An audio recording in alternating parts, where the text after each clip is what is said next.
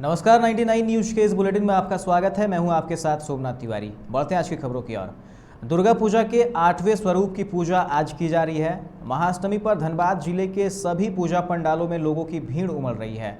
लोग विधि अनुसार मां के 8वें स्वरूप महागौरी की पूजा अर्चना कर रहे हैं। इस क्रम में झरिया के बस्ता कोला माइंस रेस्क्यू पूजा पंडाल में आज सुबह से ही श्रद्धालुओं की भीड़ उमड़ रही है। महिलाएं कोरोना गाइडलाइंस के अनुसार पुष्पांजलि कर रही हैं। इसके अलावा शहर से लेकर गांव तक अष्टमी की पूजा हो रही है। पूजा पंडालों में सुबह से ही भक्तों की भीड़ है। सरकार की तरफ से कोरोना के मद्देनजर गाइडलाइंस जारी की गई है। इसके बावजूद भक्तों के उत्साह में कोई कमी नहीं है। कोयलांचल में दुर्गा उत्सव के उमंग और उल्लास साफ नजर दिख रही है।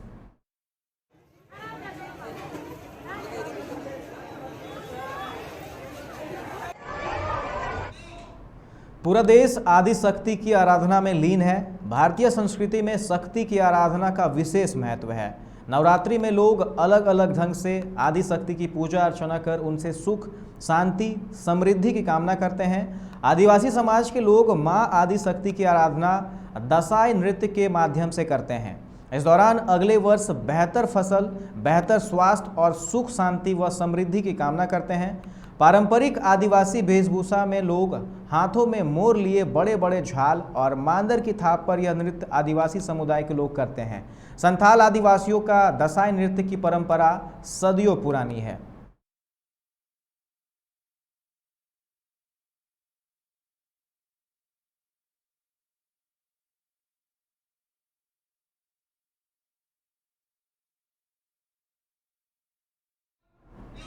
धनबाद में दुर्गा पूजा के उत्सव में खलल पड़ने की संभावना है। मौसम विभाग के अनुसार कल से 2 दिन भारी बारिश की संभावना है।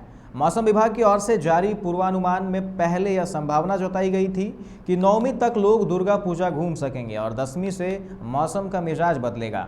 बारिश होने की संभावना थी, पर अब 14 अक्टूबर से ही मौसम बदलने के संकेत मिल रहे हैं। मौसम केंद्र रांची के अनुसार 14 अक्टूबर से ही राज्य के ज़्यादातर हिस्से में बारिश शुरू होगी। अंडमान के समुद्र में साइक्लोनिक सर्कुलेशन बना हुआ है। साइक्लोनिक सर्कुलेशन के प्रभाव से लो प्रेशर सक्रिय हो गया है। पहले लो प्रेशर के 15 अक्टूबर तक ओडिशा और आंध्र प्रदेश के तटीय इलाकों में प्रवेश की संभावना जताई गई थी, पर अब एक दिन पहले 14 अक्टूबर को ही लो प्रेशर पहुंचने की संभावना है।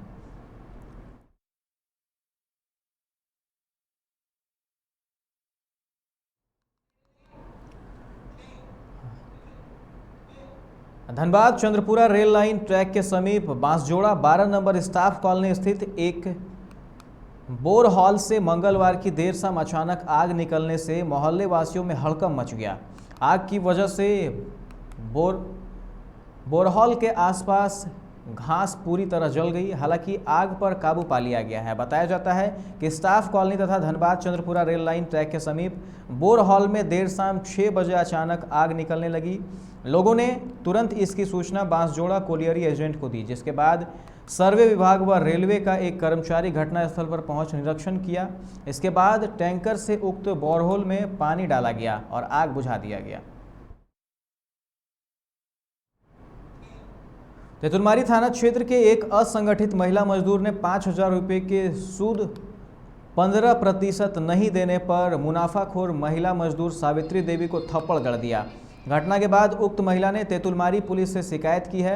भुक्तभोगी महिला ने बताया कि 3 महीना पूर्व बगल के ही रहने वाले एक व्यक्ति से जरूरी काम के लिए 5,000 रुपये लिए थे।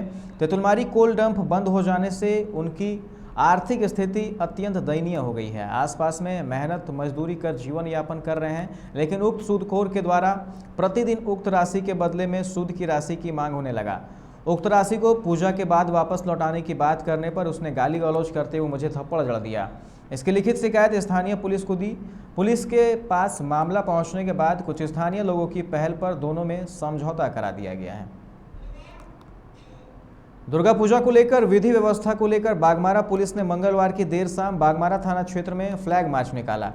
बागमारा के विभिन्न क्षेत्रों में बने पूजा पंडाल में भी भ्रमण किया गया, जिसमें दर्जनों पुलिस बल शामिल हुए। Flag march Dumra, Baghmara, meeting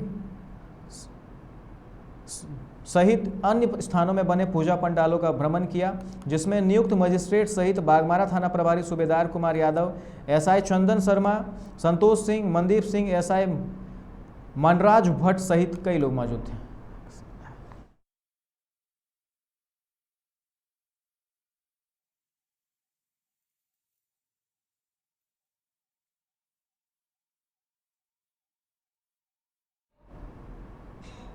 Patna के राजीव नगर थाना के रामनगरी के बंसल कॉलोनी में दुर्गा पूजा के दौरान अपराधियों ने पटना में एक महिला को गोली मार दी है।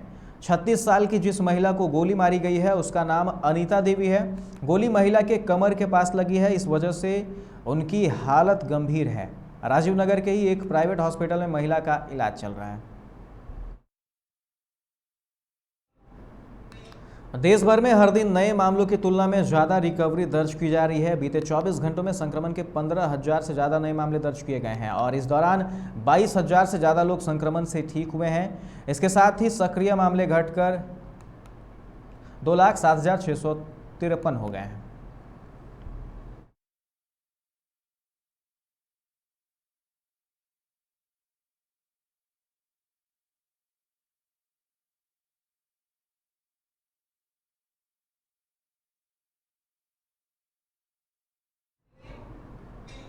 प्रधानमंत्री Narendra Modi multi modal connectivity के लिए एक राष्ट्रीय मास्टर प्लान पीएम गति शक्ति का शुभारंभ करने जा रहे हैं। पीएम मोदी देश के बुनियादी ढांचे के परिदृश्य के परिवर्तन की दिशा में 100 लाख करोड़ की योजनाओं को हरी झंडी दिखाने के लिए प्रगति मैदान पहुंचे। यह रेल और सड़क सहित 16 मंत्रालयों को जोड़ने वाला डिजिटल प्लेटफॉर्म है, जिसके जरिए लाखों करोड़ों की योजनाओं को पूरी रफ्तार से लागू करने में मदद मिलेगी। इस दौरान पीएम मोदी अपना संबोधन भी दे रहे हैं। लखीमपुर खीरी में हुई हिंसा की घटना को लेकर कांग्रेस का प्रतिनिधिमंडल राष्ट्रपति रामनाथ कोविंद से मिलने आज राष्ट्रपति भवन पहुंचा। यूपी के लखीमपुर खीरी जिले में हुई हिंसा की घटना को लेकर कांग्रेस का एक प्रतिनिधिमंडल राष्ट्रपति रामनाथ कोविंद से मिला। इस दौरान कांग्रेस के पूर्व अध्यक्ष राहुल गांधी और इस मामले में सक्रिय दिख रही प्रियंका गांधी भी मौजूद रहीं।